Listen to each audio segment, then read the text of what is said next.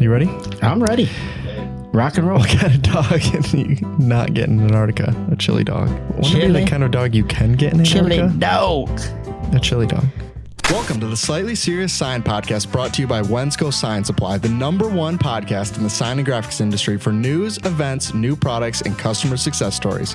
If you want to know what's going on or you want to grow your sign shop, you're in the right place. Here is one, some, or all of your hosts, Mike, Tyler, and Domingo. Hello, everyone, and welcome to episode 108 of the Slightly Serious Sign Podcast. There's just two of us today here in the studio. No one else wanted to come join us, so Domingo and I decided we'll do one all by ourselves. So that's kind of how we roll. It'll run a lot smoother. It's a lot smoother with just two of us here. So I know. Mike, not today. Yeah. As most things go between Domingo and I, this started with me walking in Domingo's office, be like, listen, I have this idea, okay? You let me know if you think it'll work. And he changed it on me like 6 times. Well, of course. And then we're like, let's just sit down and record it and we'll see how it goes. So there you go. I can't remember now, as we just talked about 5 minutes ago. What are we calling this list? 5 for 5, because I went to Wendy's and got the 5 for 5 for lunch. Was it good? It was actually pretty good. Yeah, it's a pretty good deal. Well, it's not 5 for 5 anymore, though, isn't it? Like, no, they have a 4, a 6, and an $8 meal or something like that. It went to 6, but I still call it 5 for 5. Yeah, you just give them $5 and drive away when you get to the window. Pretty much. Yeah, that's a good idea. So we were talking about products that we think what we were going to call them as maybe hidden gems, and that doesn't mean that nobody buys them, because a lot of people buy them. Otherwise, we wouldn't have them on the shelf. But we always think, like, if more people had tried this product, I think more people would buy them. And some of these products we saw a lot of, and we just think if more people still tried them, we would still sell more of them. Yeah, there's definitely some products on the list that we're going to go over that we feel that when it comes to a sign shop, there are basic necessities that a sign shop needs, but yet we have a lot of options, but there seems to be a lot of product that we call gems that we feel that they should be buying. But then again, it depends on the application. And that's kind of where that whole conversation, when Tyler came to my office and said, hey, I have an idea.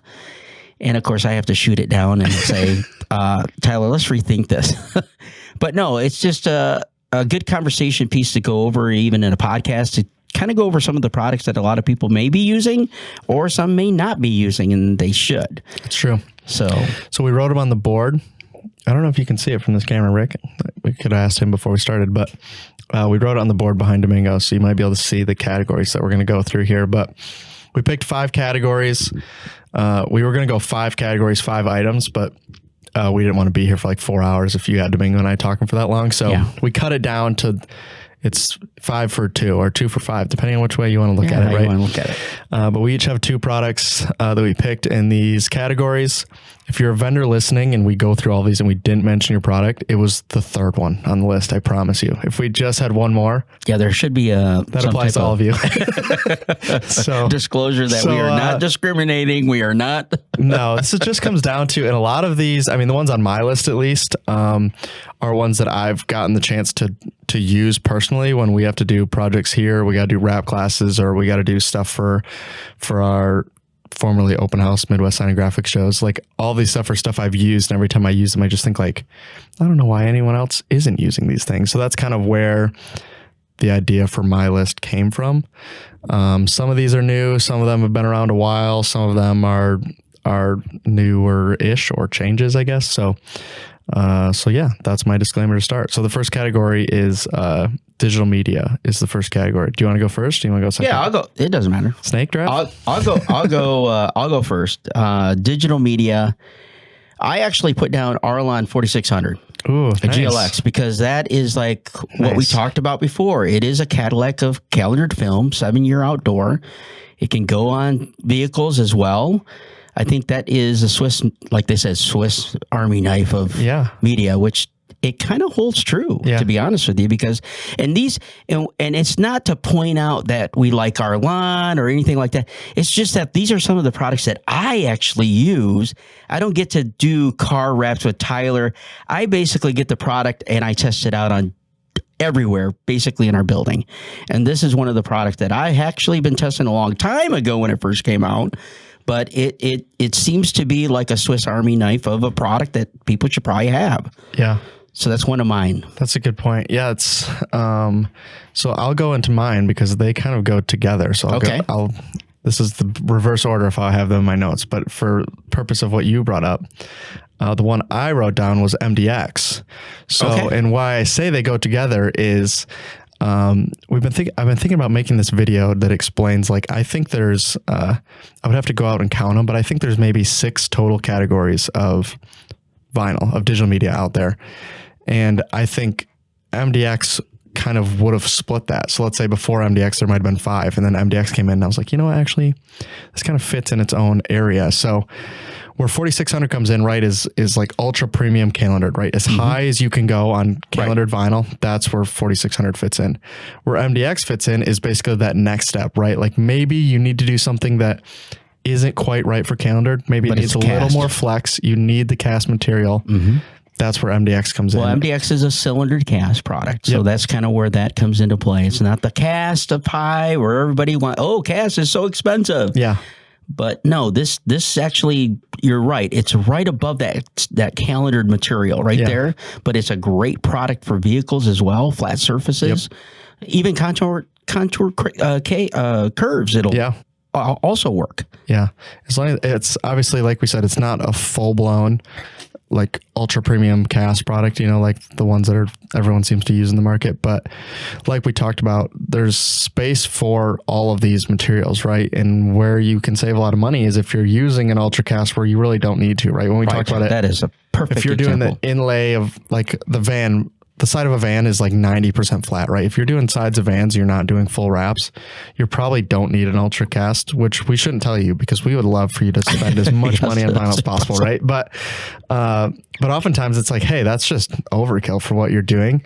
And I think 4600 and MDX both kind of have their place where when you're looking at what you're doing, I can be like, well, there's a lot of space in here for another option. And I think MDX fills that void. The thing I wonder with that product specifically is, so if you were to go on our website, right, and like when someone asks me for something, right, and they'll be like, hey, I'm looking for this application. And usually my first filter is, okay, I'm going to go digital media, and then I'm going to go type, right, and I'm going to go calendared or cast. Right. I'm wondering how many people are scared off when if they go in and filter it by cast, and then that product shows up, and they just think, did they mess this up? Yeah. Did someone put this in the wrong spot?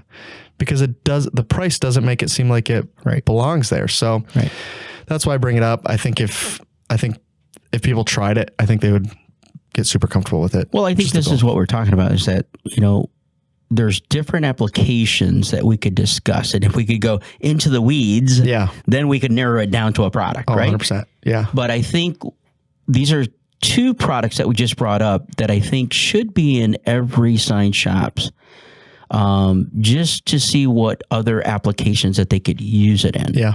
And I think you brought up a great point that if you don't need to go to the premium cast, this kind of fits right into that line. Yeah. And plus the pocketbook, man, it's cheap. Cheaper. So we'll go snake draft. So I'll go 2 back to back here. Okay. So hopefully you don't steal mine. So the other one. Hold on. Just so that everybody knows, we did not discuss this. This is all blind. Yeah, I haven't seen Domingo's list. Yeah, I haven't seen his list either. So this could go ugly, or this could go... You could steal all my ideas. Hopefully I steal yours. So the other one is a product we just used, and I'll add one to it as well. So we just did the General Formulations wall class a few weeks ago, and got to use 885 out on the brick wall out here. And then followed that up immediately by doing the Arlon class and using their 9500 material. So these are both cast materials rated for walls. And if you haven't tried these ones and you've been using any of the older ones for walls that were like, well, these are for vehicles, but also you can put them on a wall. If you haven't tried some of these newer ones, they are unbelievable. Like if you get people in front of them, especially people that do wall graphics and they try it when they haven't used it before, everyone's just like, why has nobody told me about this before? I'd be like, well, we were trying to tell you about it, but it's kind of hard. There's a lot of products out there, right? But these are products specifically in the textured wall space that if you need something for that application, this is as easy as it gets. And I'm not going to say it's easy because I just about died trying to roll this concrete wall out here, and I did a whole episode on that already. But for what it is, it's about as easy as you can comfortably get to do these type of applications? Well, I think you bring up a good product. And the reason why I say that is because this is another product that people are scared to do on walls or even cement blocks and that kind of stuff. This is what we're saying is that I want to bring up a point. If you come to our Midwest graphics and show, that you will actually see these products on a table. Yeah. You will see them and you can touch them, feel them. You can talk about them with the vendor or even our sales reps. That's a great opportunity to, I know this is probably we're probably going to see all the products on these lists, both of them, at our Midwest shows. Yes. So I'm pretty sure of that. So you bring up a great point on the walls. My number 2 is actually, because I use it probably 75% of the time. So what would that be? I didn't put it on my list because I knew you would steal it from me. That's why. Alpha Signman. That's what's on your list. I use that for basically I do a lot of the graphics, a lot of the labels that we actually have on our boxes. Basically, I'm printing with that product nonstop, and that product has not failed me whatsoever. Yeah, permanent and removable. Yeah. So both of these have worked really well for me, and I would probably say this is probably a product that everybody should have in their shop. Yeah, and you could probably use it. You could use it for walls. Yeah, I'm surprised by how often somebody will ask me, "Hey, I need material for this," and my initial thought is, "I'm pretty sure Signman will do that." Like, is it the best? I don't know, but it's certainly going to work real well for what you need it for, right? And which I think that's the case actually for a lot of products, right? Like, is this the best product? Well, we could get really in the weeds, right? Like we can, like some of these vendors have, 250 different vinyls that are out there, right? So if you're like, oh, I have this one specific application, well, you probably can get a 50-yard roll of that, but do you need a 50-yard roll to do your one job?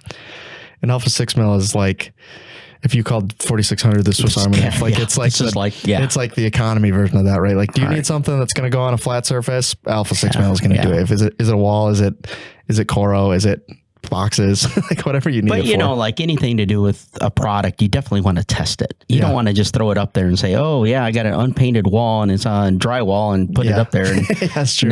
Tomorrow it's off. Well, you got to test the product. And you got to clean the wall. I mean, that's just a recommendation. Well, I don't know. Some people don't really clean their wall. They just kind of roll over. It's a good testament to Alpha 6 mil. This is 6 mil. And it worked fine. And I didn't even clean the wall. So I know. I can tell. All right. Next category is electrical. You are up again, I guess, technically in this order. So we'll see how do this I get goes. My 1, 2, or do I just get my one and then you get just one, then I get 2 in a row? So I would probably say for the electrical side, I've seen a lot of good movement, and I think it needs to move a little more.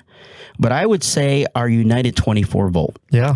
And the reason why I say our 24 volt is because everything's going to 24. We said, when is it going to be moving from 12 volt to 24 volt? True. Right? Oh, no. It's going to be 6 months, 6 months. It took a little longer than usual, but I knew it was going to come around. But now 24 volt is kind of popping up on everything now. Everything that you're seeing now is 24 volt. The power supply that we currently have brought in is priced very competitive. Yeah. In fact, it's cheaper than the other. Doesn't mean that the quality is bad. Yeah. It's just that we have Allison is who we partnered with to make our power supplies, which they're well known for power supplies. And I think they did a phenomenal job to get us the product. And right now we have more coming in because we've already sold out really quick. So that would be one of them. So this is what's funny is, so we put the United 24 volt modules on the Black Friday sale. And what we realized when we put them on the sale was we actually hadn't talked about it. We hadn't actually told people that we even had it. Like we put it on sale essentially like, oh, we probably should have already talked about this because it's here now. And that's just comes down to like, it kind of took us longer to get them than we thought it was. So by the time we got them, I was like, well, here they are. I guess and we just immediately sold them, which if you go back and look at the 12 volt sales from the previous 12, 18 months, like we're at the beginning, we're like, it's starting to gain some steam. And now we're like, well, this really, it's really picked up over here. I think that's just a testament to how well people must have liked the 12 volt, that the second the 24 volt came out, people were just like, oh yeah, sure. Yeah, I'll make the exactly. move. But now we have something to go with it. Yeah. So with you might as well take my second one because that's what I have, 24 volt modules United. No, so that's 1 and 2 for me. No. So, what was 1 and 2? the power supply 24 volt and then United 24 volt module. You took one of mine because I was going to go power supply was where I was going to go. At least we're thinking the same page. But the one you didn't talk about that I think should be a big mover when we saw it is the United Stick. Sticks. Yeah. Okay. Yeah. I had that as number 3 if there was a... I had sticks and power supplies, so you took my second one. Yeah. I'll come up with a second one though at some point. But yeah, the sticks themselves, if you haven't seen them, are like a assemble in field essentially stick, right? Where you only need aluminum. You can cut them in the field with the Sawzall if you wanted to, right? And then put the caps on and screw them in. It doesn't require you to have. I mean, we currently have like the G2G sticks are awesome, right? But we have.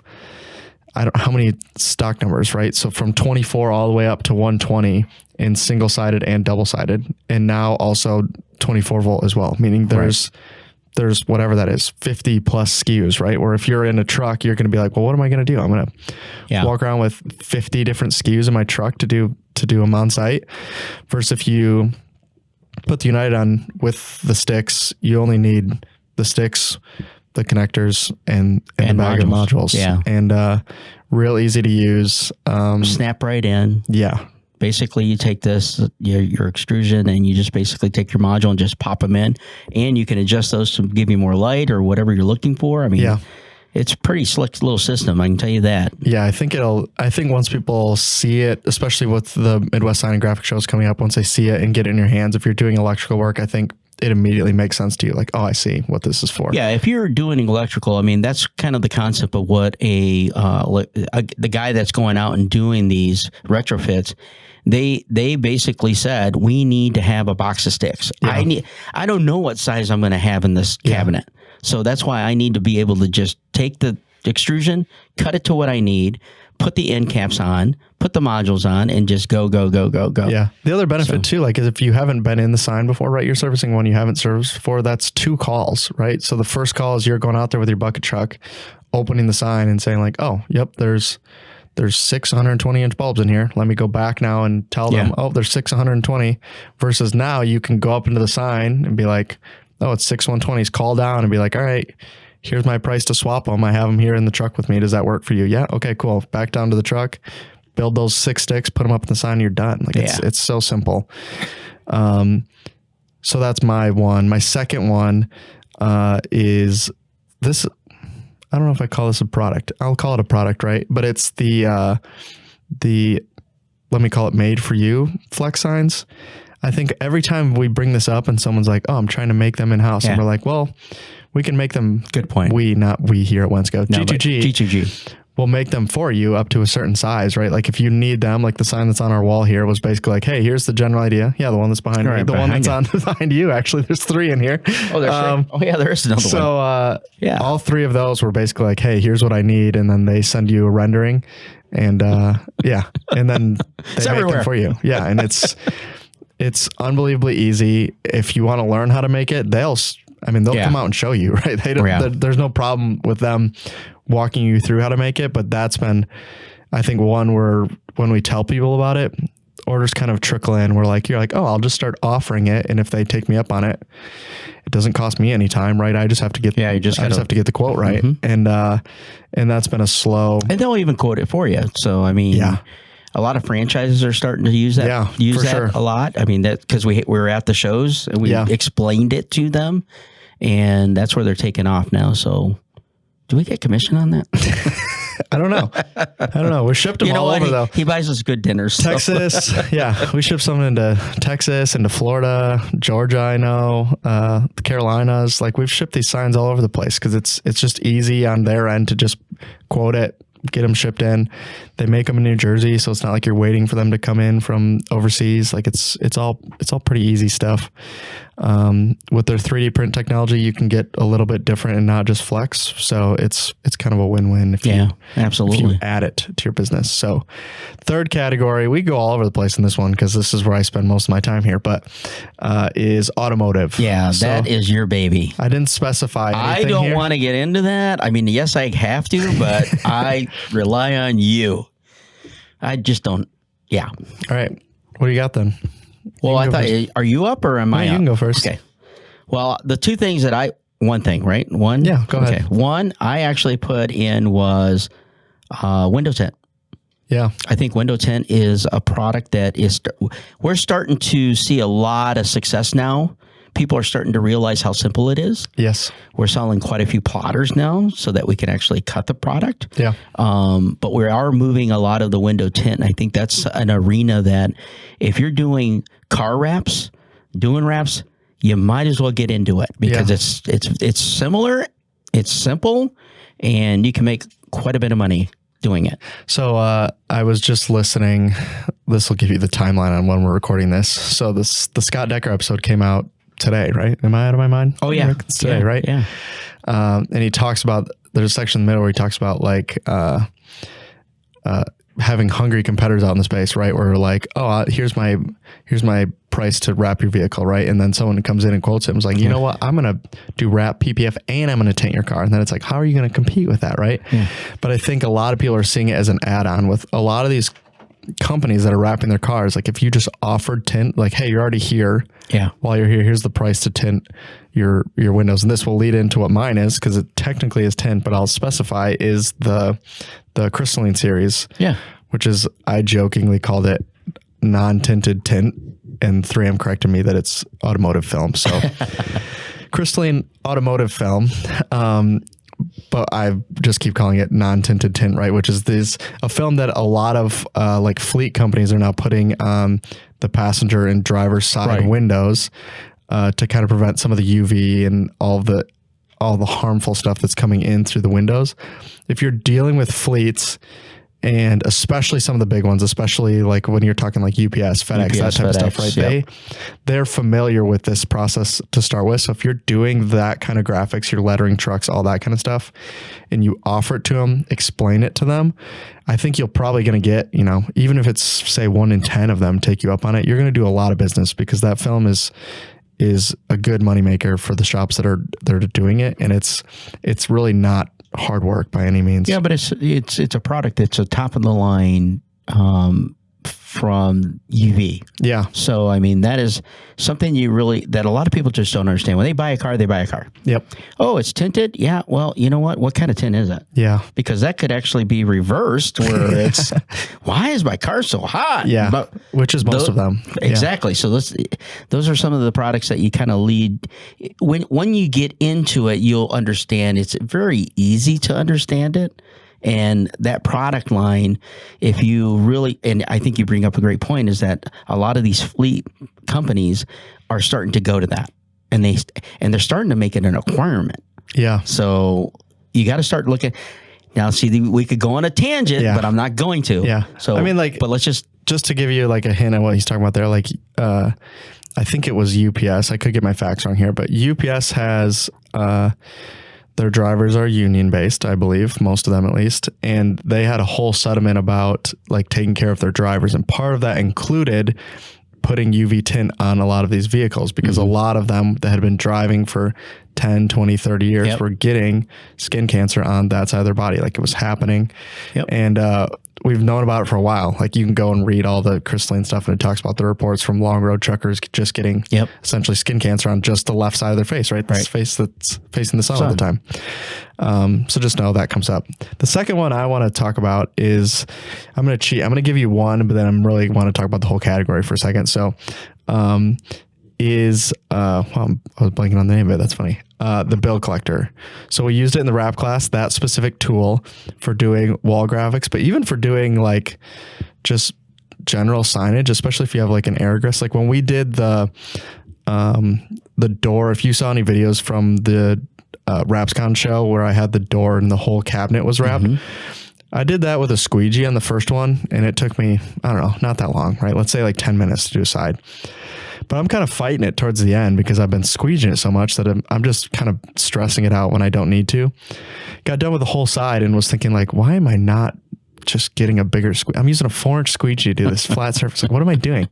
When did the bill collector? And I think I did the whole thing in like a minute and a half. Like I have it on video. Like I was like, why did I not do that to myself? But we've done, I think more quietly than we should be about how many tools we've added kind of in the last 12, 18 months. Yeah, actually, yeah. So all the Pro Series tools have been added. Those have all been great. People love those gloves whenever they see them. The squeegees are great. We added the banana buffer, monkey strips, which have been huge. We added the NT cutter blades, the yellow one and the red dot. And then, the architectural tools that we added for a lot of for the windows. Avery's architectural windows. So all that stuff's been added. We got some stuff for tint in there in PPF now too. So we've been trying to make sure that we're covered there. But if you don't have them, I think high quality tools for you or your people is like a must. Yeah, and if you don't see it on the website, we've always said this, that we could actually bring it in. I mean, if you're looking at a 3M product or Avery product or something, we could always bring in those tools. We can get it, or we can get them. Yeah. It's just that, we need to sell a lot of them in order for us to put them on the website, because that's kind of how that works. Yeah, that's true too. Yeah, and some of them you have to buy so many of them. Like we just talked about this with somebody who was like, "Yeah, are you guys interested in this squeegee?" Be like, "Yeah, I'm interested." 5,000. Like, yeah, exactly. Can you? Okay, let me see. Right now, I sell this many, so that's 37 years. I'm going to be selling these for. I don't think so. Yeah, I don't think that one's going to get approved. So, anyways, that was mine. What other one did you have for? I actually had PPF, man. Oh, there you go. Paint protection film, man. So because there's let me put it to you this way. It's time for them to put it on my vehicle. Yeah. Not your vehicle. Okay. So you want to hear what's funny? So we used my vehicle, to do the thing, and they ended up only putting on and leaving one panel, one fender. When you just have, if you look closely, you can tell because it's, it looks like it got buffed almost. Like it kind of removes a lot of the micro scratches in your paint, right? Mm-hmm. So it looks like a glossier black. But the thing I've noticed now that I've been driving it is it gets really obvious once you start getting dirty, because the rest of the car gets dirtier way faster. So you just have this one panel that's slightly cleaner than the other ones. You just think, kind of looks funny from the side. So, so my options are essentially at this point to PPF at least the rest of that side, or just pull it off. And I think that's a product that took off a year ago, roughly. Yeah. And I think that's where everybody's starting to go. Now you got color change. You have all kinds of different things. And I think the biggest key that we talk about these products is that I know that you out there have accounts with Thrifty or some type of car rental place. That is a perfect opportunity to offer that, because they don't want scratches, dents, all that stuff on their vehicles, because they want to sell them afterwards, you know? And I think the protection is definitely something that can be easily sold. This episode is sponsored by 3M Graphics. I just sent it to Rick today. So by the time you hear this podcast, you'll probably see the clip, I would assume. But in the 3M episode, we talk about PPF was invented to go on the leading edge of helicopter blades, right? And I make a joke that, if the product was made to go on helicopter blades, your car is going to be just fine. Okay. Don't you worry about it. But the other thing that goes with that is I think even having been in the space, there's so much hesitation for people to go from vinyl to PPF because they're so scared of, it's a different application, right? A lot of this is wet apply. But when you sit in front of it and someone just does a demo, and you've played with vinyl at all, it just makes sense, right? I even joke, I think it would actually be easier for people that have done a lot of translucent films to do PPF than it is for wrap installers to do PPF, just because that application is the same. Let's just spray it down, squeegee, get the water out. That's all you need to do. Same as window tint. Trim it. That's all you got to do. Same thing. And it's, when I sat there and looked at it, I was like, I don't know why everyone does. It's the same as tint. When I watched it, I did the window on my car, right? And it probably took me, it was the first time, right? So it took me 20 minutes maybe to do a window. And I was just like, I don't know, this kind of seems like a piece of cake. I don't know why everyone does this. So I think that's where I take away from those two products specifically is there's a lot of fear out there for it's hard to install, high failure rate, it's different.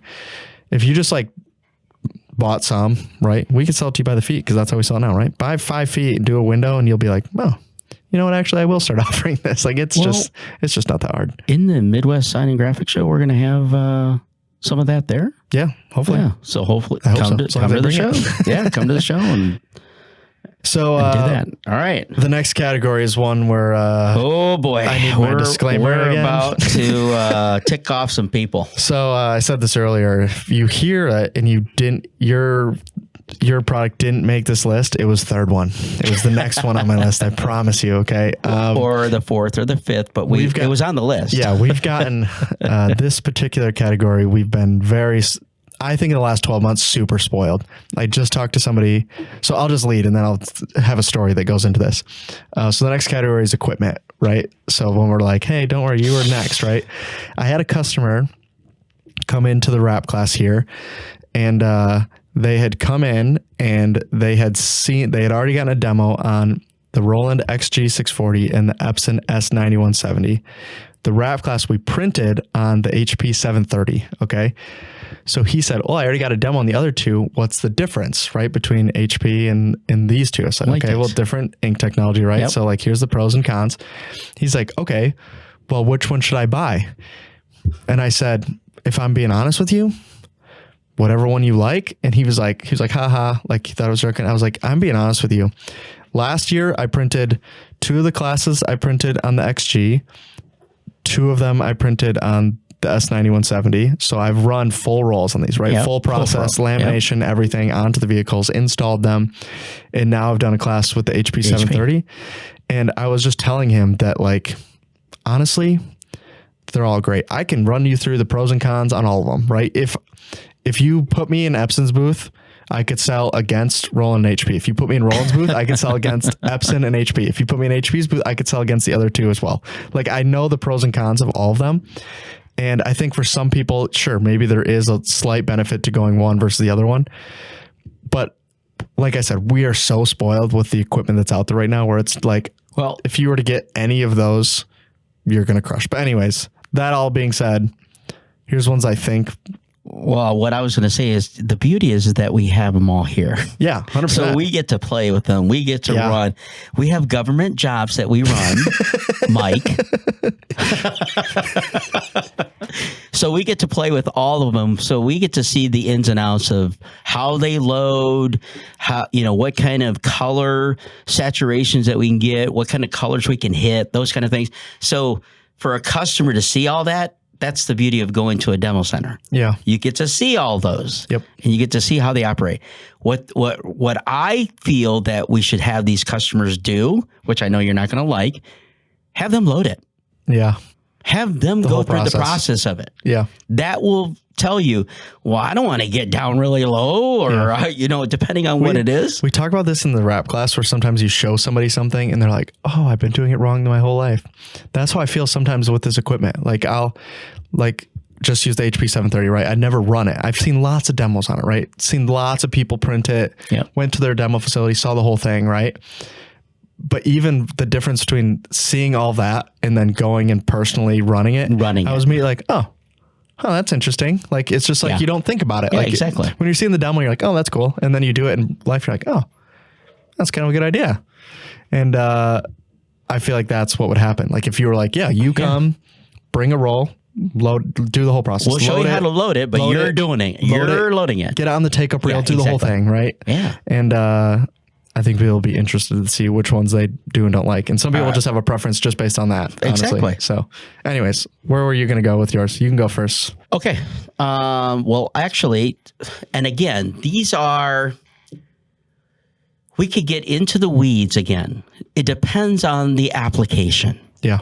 So in other words, if I was a new owner and I know that I was going to be doing printing on substrates, I was going to be doing banners, I was going to print on vinyl, that's where my HP 530 comes into play. I mean, that for me, that would be the Ola. Sorry, man. That's just like it's an all-in-one. I mean, it's a multi-purpose prod. Now, that's what I mean by specific. If we were to do something specific, I could give you my number 2, but that's where I'm at with, because I want to be able to put substrates in, corrugated or acrylic or whatever I'm doing, and print. My big takeaway from that is a name that will never be mentioned again on this podcast has also sells a printer in this space.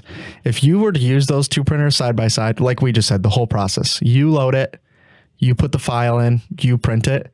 If you put these two side by side, I couldn't see a single reason why somebody would be like, yeah, give me that other one. The software on the HP R530 is so, we joke that it's idiot proof. And then you're like, well, somebody could surely mess it up. Be like, yeah, I'm sure they could.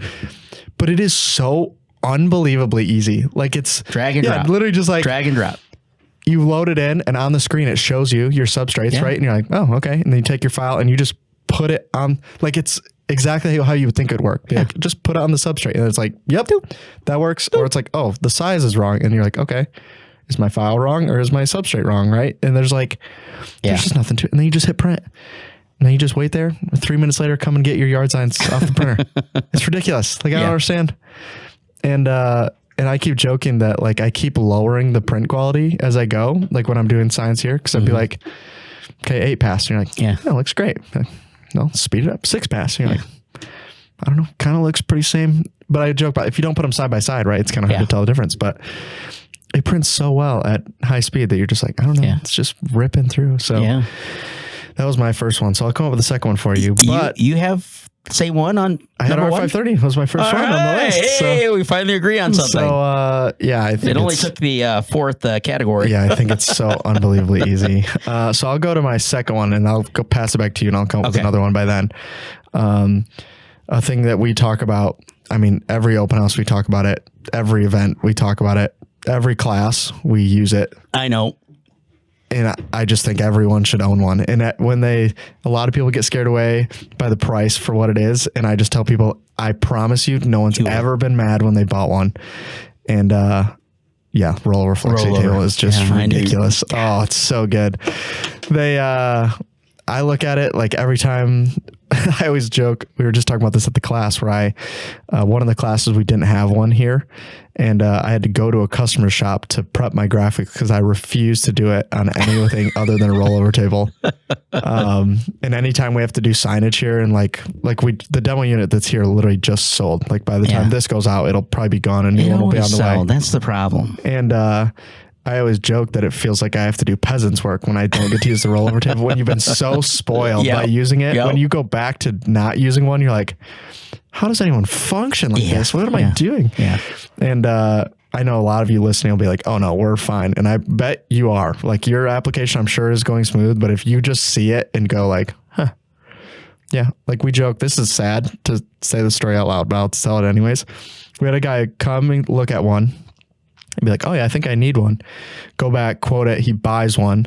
And then I saw him like a few months later and I was like, yeah, you decided awfully fast. He said, yeah, I bought the rollover table and then I fired my helper. I said, I didn't really need him anymore. I was like, oh, wow. Geez. And, but I mean, yeah, like literally it's like if you're doing a lot of that type of work, like sheet work where you need 2 people now to do it, like you don't, right? And hopefully that lets you move somebody into different work and not get rid of them. Well, but you know, when it's amazing when we do our cabinet classes and we put all the cut vinyl that we weeded out and everybody's around the table and we line it up and we say, okay, who wants to do it? Yeah. I want to do it. I want to do it. They do it and they just go, application tape on everything. And it's just like, you could see their eyes go, yeah, I've been doing it wrong. No. It's the best one is when they're there with their boss, you know? Yeah. And they got to look at them like, are you serious right now? You've been telling me I've been doing this on a table, on this little folding table for 3 years. I could have been doing it on this thing. That's my favorite. Yeah. Yeah. I got a second one for you now because I just used this. I also just learned something. Wait a minute. What about my second one? You can go first if you want. Sure. All right. Mine. What if you steal mine though? That'd be brutal. No, I don't think so. So the reason why this is on my list is because I got to play with it. I got to use it. I got to profile with it. I got I got a lot of profiles done and it absolutely was stunning that I could get the color out of this thing. And it was the XG 540. I mean, I even showed you the somebody in the class grabbed your print off thing and was like, where did this come from? And I was like, yeah, it's on the print over there. Like, this is unbelievable. The picture of that watch that you printed up the watch. That was unbelievable. Yeah, on Metamark product and Arlen. Yeah. So I did a bunch of profiles over the class while you guys were doing the class. Yeah. I'm like, Tyler, I need this printer. I got to do some profiles. Well, what if I put you in the corner? Yeah. I was just laughing that we needed... So I said we ran that whole class on the HP 730, right? And I had cut graphics that went with the thing, and I was like, oh, that's fine because we have to laminate them anyways, right? Run them on the HP, put them through the laminator, and then run them through the cutter. And I ended up with one hiccup in the middle. I was like, I give up. I know how to do this. Run them on the Roland, still run them through the laminator, send them back through the Roland again. It's like, this is not an efficient use of time. I don't care. It's so, that print cut system is just too easy. If you're using Alpha 6 mil, that's got to be the best printer for you if you're not going to laminate it. Just rip it and print it. The printer is, like I said, the color that came out was phenomenal. And I think it was just a wide range of color that I could see.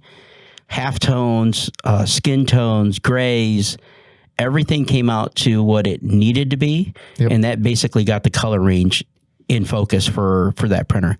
So doing profiles is probably one of the biggest keys to having a successful printer that can print those colors. Because if you choose a different profile, there's a lot of generic profiles that will work. We're not saying that they don't work, because if there isn't a profile on a manufacturer's website for profiling, then you have to use a generic, but you may have to tweak it a little bit. And one thing that I found out is that, again, different thicknesses of media require different steps, meaning as it's coming across and doing a bidirectional print, the ink may be covering over the print. So it gives you those lines that you actually see when it's printing. But adjusting the step kind of opens that up and you get that smooth gradient. Yeah. And I was just surprised that I got it on the first try going, all right, let's run it at a 10 instead of a 20. And then it's like, oh my Lord. Right on. And I'm like, man, this Roland is really printing good color. Yeah. So I think I've said this about the other printers before too, but I think out of the box, the Roland is certainly the easiest one to get the exact color that you think. I don't think I've ever printed something on the Roland and not gotten the color that I thought was going to come out of it. And I don't know how that print technology works. And I've printed the S9170 and gotten unbelievable colors. I think the Epson's red is beautiful when you get it dialed in. The wall that's in there in the demo room that's super bright is just on the HP 730, right? Awesome color. But the ease of just load it, hit the print button. It comes out exactly how you want it to. That's what I always tell people. Like, it's just, they got something figured out in the software or in the way they read files. I don't know how it is, but it's great. So, so you stole my R530, so I had to come up with another one. Okay. And this, if you had asked me like, what day was that? 2 Mondays ago, I would have put this thing on the bottom of the list until I found out how it works. And then you figured it went back to the top of the list again. Yeah, you correctly got user error into, now I know how to use it. Yeah. So the Cali Mistral 1650 laminator is unbelievable. So what I learned, this is so everyone else, if you ever run into this problem, if you go to run it and I've learned, the take up on the top where it's taking the backer off the laminate, it doesn't spin. That spindle is actually driven by the laminate roll. So what can actually happen is if you're like here, and we have had no humidity in the air for 9 months now, it feels like, your cores can actually shrink in size. Yeah. And not the way you would think in terms of get smaller. They actually get bigger because they actually kind of shrivel towards the vinyl. And the spindle won't be big enough to actually catch it. So you have to force it to catch. Then as soon as you do that, runs awesome. But I'll say once we learned that and I got to start, I was like, I've had it before where I give myself about, a solid 3 inches of space to get this laminate glassed out. Not ideal in any world. That's the only laminator I'd be like, yeah, I think I could do it. Like as long as it's caught and it's going to start spinning right away, it just goes to flat so fast and I never have to worry about it. Like if I get it running and it starts smooth, I've never like in the middle of it been like, oh no, it's starting to go weird left to right or crinkle. Like it just runs smooth. Like as long as you get it dialed in, which to be fair is most laminators, but I think how easy it is to get it to that step is super easy. Well, you're bringing up a laminator, and the reason why you're bringing up the laminator is because we have it here in demos. Again, right? Yeah. So nothing against GFP because we already sold the GFP. Yeah. I mean, but also you've seen the video. We did a video on the 663 from GFP, and I think that is I think that thing's awesome. I think the swing out shafts on that 663 is something everything should have, because you heard me during the wrap class throw the spindles on the cowlet on the ground, I think twice, if not 3 times when I was using it. Like, you're like, oh yeah, it'll stay. And then you go to slide it and it just falls off. You're like, oh, well, that didn't work out. But yeah, 663 is the same. Like once you learn how that thing works, it's a dream to run. So yeah, that's just the one I happen to just use. So our last category, which is on the board, is miscellaneous. We could go anywhere. Miscellaneous can go anywhere. I still think you stole mine. So we'll see. I think you did. I'm guessing, but we'll see. You probably looked at my paper then. I didn't look at your paper. Yeah, you did. But cheater. I do feel like... I got a feeling like in school, you'd be like... yeah, I got a feeling you would do something like that. Oh, I would have. Definitely off of me. All right, you can go first, though. I'll go first. I put down for miscellaneous, which that could be a broad range of a lot of different things. Yep. And again, is it application-wise that we're talking about? Is it tools, or it could be anything. Yep. It could be a grommet machine, for crying out loud. That's true. But I put down another film, and it is architectural films. Oh, there you go. Yeah. And the reason why I put miscellaneous for architectural films is because it is starting to increase rapidly now. Yeah. And what I mean by that is the safety films. Schools, storefronts, police stations, everything is now requiring to have a safety film on it. Yep. Now, safety film is different. When you think of safety, it's not bulletproof. Yeah. Right? It's basically, if somebody shatters that window, it doesn't shatter in pieces and break. It basically shatters, but it stays intact. Yeah. And that's kind of what the film does. So we have a lot of customers right now that want samples of it. So we're trying to get samples, but it's very hard, to cut. Yeah. Yeah, because you cut with the blade, it's done. That blade's done. You just throw that blade in the trash. Exactly. Yeah. So that's how I think it's going to grow. For sure. And I think it's going to be everywhere, because I think in the state of Michigan, they're now requiring it at schools. Most schools, I would, at this point, I would honestly assume any new build for a school is going to have safety film in the glass. Yeah. Either from the manufacturer, or they're going to install the film once they get it into the building. In fact, I had a conversation with a good friend of mine, Shannon Hunter, and Shannon Murphy. I was talking to them recently this weekend, but Shannon Murphy is actually the principal, and she was talking about safety glass. Do you guys sell that? Blah, blah, blah. And I said, absolutely. She goes, yeah, we are now starting to get required. Yeah. So what's funny is that I think a lot of them think it is glass. Yeah. That's actually the problem, is most of them think, oh, it's the type of, I'm going to have to swap all the glass. You're like, no. You don't need, you just got a couple squeegees, you'll be good to go. She had some good questions, but I explained to her what that product is and how it's applied. And of course she's like, can I apply it? And I'm like, I think you need to get it. Yeah, you could, but then you'd be liable. How much it costs? That's true. Right? That too. But the second one is how much you make one mistake. It's not exactly the cheapest. Fix in the world, expensive, but it's a product that definitely, I know that downtown, there's a lot of windows, storefronts, store shops, all have it already. Yeah. So, yeah, really, like they mandated a while ago in like California for earthquake zones, like in terms of like windows shaking and shattering and glass going all over the place. So that's been the case for a while, but that was just due to natural disasters more than anything. But now, schools, government buildings, police stations, all the Army, Marines, Air Force, all of their offices now are all kind of getting it. So if you're in the space of doing films or you're not, I would definitely recommend getting into it now. Chicago's, we're selling it huge in Chicago right now. Yeah. So it's I just explained this to someone the other day, like the Amway building down in downtown Grand Rapids here, like just window film. That's all. Like it got a whole new look, and people are like, oh, what? They must have redid all the glass. But like, no, just film.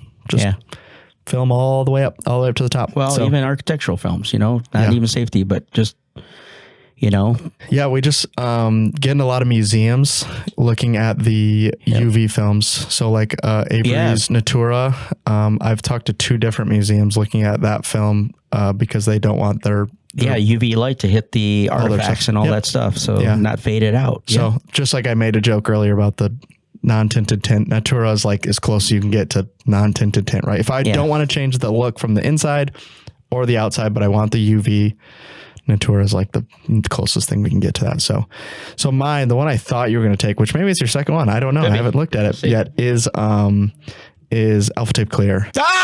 Oh man, you got my second one. I thought for sure you were going to take it, but that one has been moving more lately than before, and I think everyone that's tried it has been like, we had a little change. Yeah, a little switcheroo. In the middle.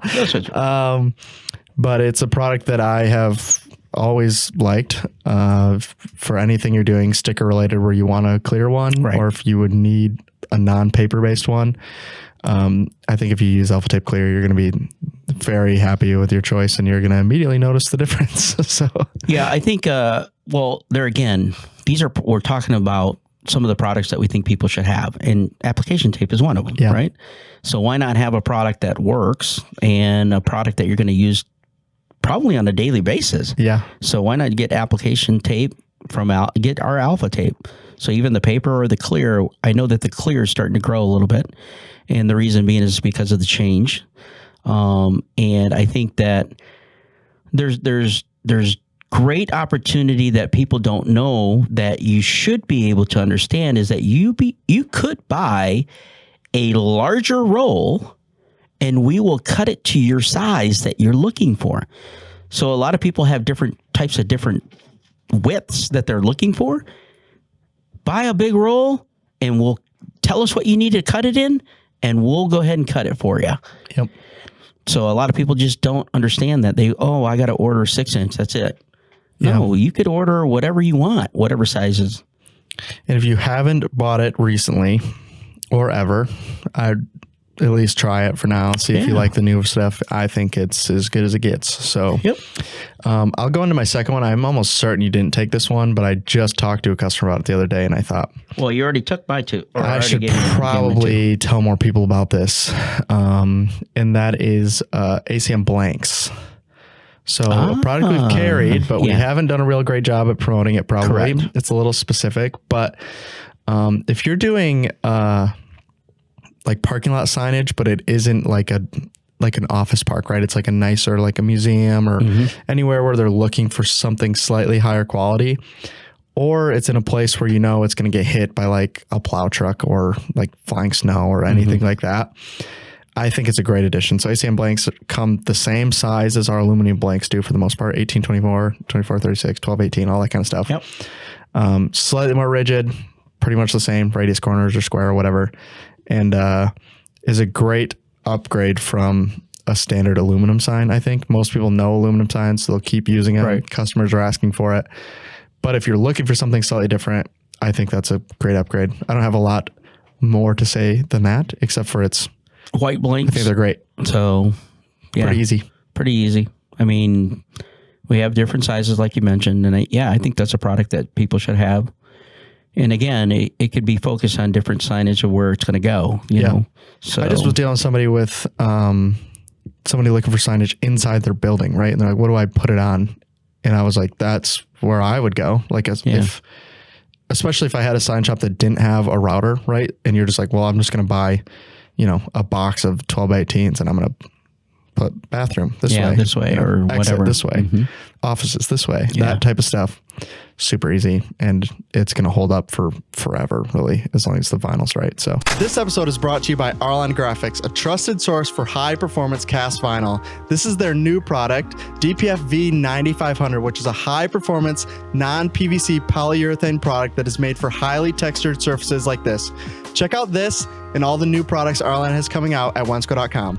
In 2026, G2G and Wensco will launch 2 new products into the market. The one is the United Stick, which is a high efficiency, affordable, and reliable product for your sign and lighting projects. The second is LumaLink, which has a power pin design that's made to be cut and done anywhere in the field or in your shop. This is for small channel letters or any large projects. Check them out at Wensco.com. All right. So we got through I think we got through our 5 for 5. Yeah. Or 2 for 5 or whatever we want to call it. I wrote down another category. I wrote down honorable mentions at the bottom, but you took one of them. I didn't do that. I actually said I wanted to see if you feel the same, and not to point out a different company or anything, but do you see a product or a product line that seems to be fading away? Yeah. What would you say that would be? Yeah, it's a whole category on our website. And we just keep thinking about, like, I should probably just move that thing down and down, maybe off the website. Heat transfer. Heat transfer. Yeah. That's what I have. Heat transfer, HCV. Yeah. DTF's taking a lot of that for sure. I think it will find its place long term. I think it's going to be a pretty minimal market, but I think there's a lot of interesting applications you can do with heat transfer that you can't do with DTF or DTG or all that kind of stuff. Great point. And I think if the companies that make it don't go out of their way to show people what they can do, that's the problem. Then I think it will die. But I think if they do a decent job, it will have a place. How big of a market that is, we'll see. We're not planning on getting rid of it anytime soon. Obviously, we're shrinking down that product line, but yeah, it's definitely not going anywhere anytime soon. Yeah, there's certain applications that you can't do with DTF. You cannot do puff. You cannot get glitter. You cannot do, like a solid color, because it's going to basically be a tint. Yeah. So, I mean, there's different things that HEV fit. The question is, when we say that it's going down, I wanted to ask the question is it because other people are they losing focus on the HTV? Yeah. Right? Are they going to DTF, or are they just saying, you know what, I really don't have a lot of business in the HTV market. Yeah. And I'm starting to get out of that. For sure. So that's a question that I don't know, but I agree with you that I think the vendor needs to refocus and re-energize it with different samples. That I've always said, the way that you build that is show what it can do differently than DTF. Yeah, for sure. And I've yet to see a video of anything. Yeah, that's true. So I'll go through some honorable mentions real quick. I'm not going to go into detail at all. I'm just going to mention the products and the categories, and you can kind of go through. Okay. If you're using IJ 180, I highly recommend trying IJ 280 if you haven't tried it already. If you haven't tried Arlon's Omni, we found a lot of uses that they tell you can't do with it that it can. And I say that to say it's very, very, very versatile in the cast space. So yes, if you don't like the low tack of SLX, try Omni, see what you think about it. Speaking of low tack, if you haven't tried Arlon's PCC, premium color change, I think it fits a spot where a lot of people fight with the adhesion level that's on the other ones in the space. If that's you, or if you're installing in a higher temperature, higher humidity setting, I think you should try it. We just did some in the class, and it's unbelievably easy to use, looks great, finish is good, all that stuff's good. The last one I have that I feel like I would be a disservice not mention is Avery's 1903. Oh, that's a new product that just came out. Yes. So their economy option to the 1105 offering, because there's a lot in that space, I think is great. The other one that I feel like they keep talking to us about, and every time I say I think it works great, if people try it, I think they would continue to use it, is Next Bond. I mean, we tried it here too, and it's just like, this works. Yeah. If you're looking for something on the economy side a little different, it's made a little differently, but it's on the economy side. Yeah. So if you need something in the green, environmentally friendly. Well, you know, there's a lot of schools that are starting to recommend that now. Yeah. That they got to have green products, and you got to show the data sheet. You got to show all that stuff. So is it recyclable? Exactly. All that stuff. All that stuff. So those are the honorable mentions. Once again, if I didn't mention your product, it was the next one. We just ran out of time. Sorry. But we bring out a lot of great products. Yeah. And I'm sure if I sat here longer, we could bring up a lot of other products that you should have on your shelf. But, you know, again, reach out to your sales reps.